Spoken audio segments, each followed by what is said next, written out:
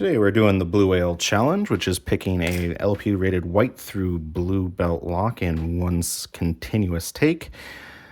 Additionally, we're going to be doing that in under 10 minutes to get ourselves that little gold star bonus. As our white belt lock, we have a 5-pin, or I guess 5-wafer cabinet lock.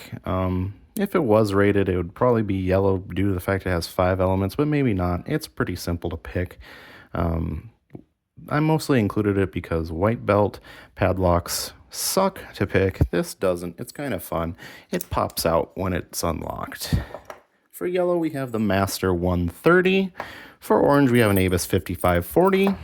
For green, we have the Ace 40mm brass padlock. And for blue, we have a MIWA DS wafer lock.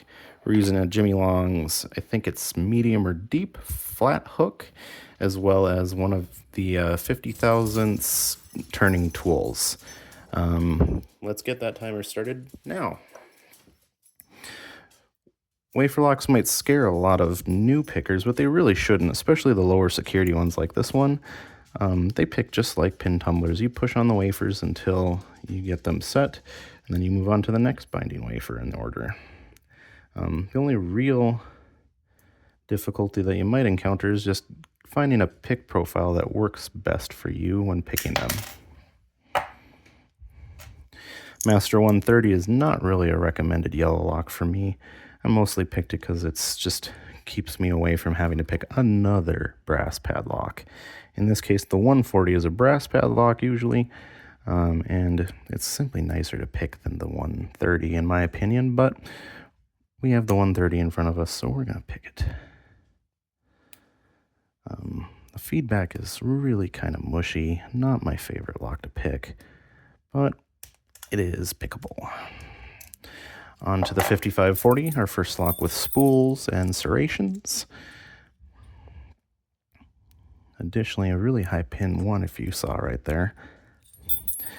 Pin 1 does kind of bind right off the get-go, but I know it's just lying to me. The hardest binding pin is actually pin 3, and that's what we're going to go to first. There we go. Move on, pin 4. Come back to pin 1 now. Notice how high that lift was, and it's not even all the way set. That's just one serration. And there's our next one, and now it's set. On to 2, we're in a pretty deep false set. You can see it gets a little bit deeper as we push on 2, but then we start to get some counter rotation. I'm going to try to keep the tension up, just so we try not to drop anything. We did end up dropping something, though, on the way. It's probably one of those serrations in pin 1. And we're open. Here's our green Ace padlock, one of my favorite green locks by far. It's just such a communicative lock. Pin 1, nothing. Pin 2's got something. Give her a push. There, she's set pretty deep. 3 puts us into a small false set. 4, 1 click and some counter rotation.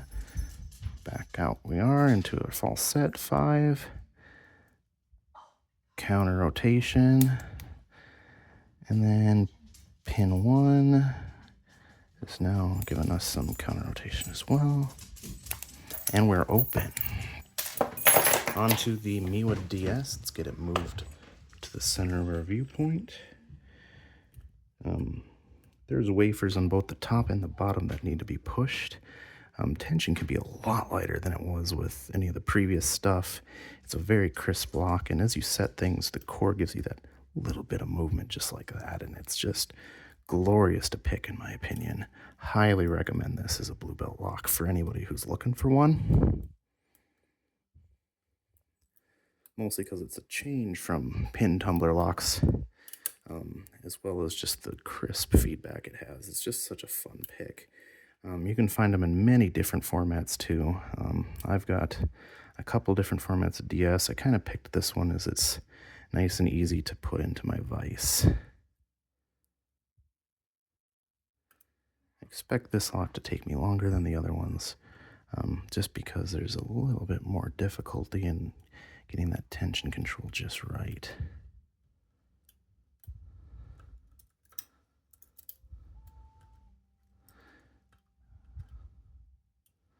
You can do that same road bump technique of putting on some tension and pulling and trying to find yourself a binding wafer.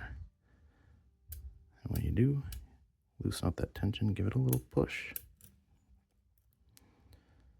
I have to keep checking both the top and the bottom, as the order of binding doesn't really care whether it's top or bottom. It just cares about which one's the next, which one's pushing the most.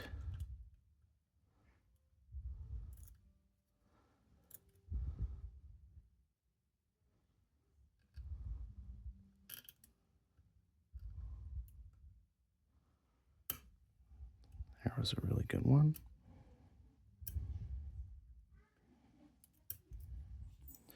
Back to the top.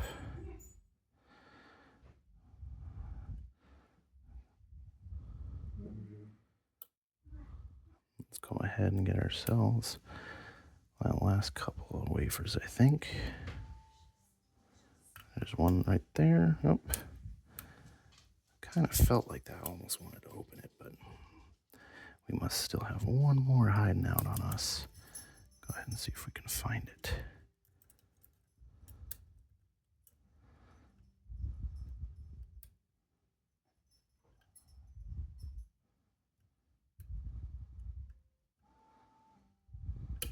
And there we have an open. And it looks like we got all of that accomplished in well under 10 minutes. Hopefully you guys enjoyed and got a little bit of info out of that. I really enjoyed doing this challenge, especially coming back as a brown belt and getting my butt kicked by this 5540 repeatedly.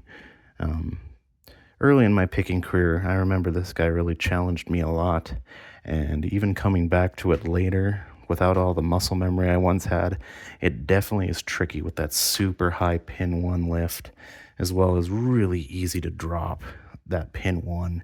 And the combo of having the serrations on that pin 1 plus that's really deep spool in 2 just makes this kind of a really fun lock to pick.